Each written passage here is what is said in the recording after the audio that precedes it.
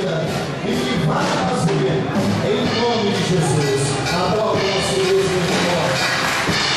Muito forte em nome de Jesus. Amém, igreja? Diga glória a Deus. Eu não vou mandar você completar o seu irmão que está ao seu lado, porque agora você pode sentar. Amém? Sente só um pouquinho. Amém, Jesus? O culto está encerrado entre aspas, porque agora você vai participar também da confraternização. Ali nós temos bolo ainda para cortar. Amém? E temos muita carne para comer ainda. Amém, Jesus? Então, você já pode, inteira de pouco, já pode conduzir.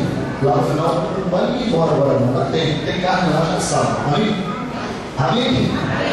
Então, depois vai encerrar, a porta ali vai estar aberta, você já pode ir à vontade, você pode participar à vontade em nome de Jesus. Tá certo? Tá certo ou não tá? Vocês gostaram? A pastora pode vir aqui mais vezes? Pode vir ou não pode? Em nome de Jesus.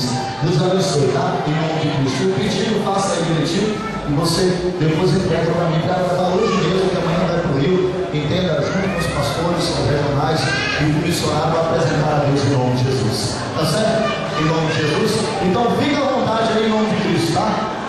Sinta-se em casa. Pode vir aqui, abre a porta aí, irmãos. Pode ver essa porta. Isso. É a porta da felicidade. Pode entrar em nome de Jesus. Fique à vontade em nome de Cristo. Se você precisa, até eu conversar comigo, precisa de uma oração, fique à vontade em nome de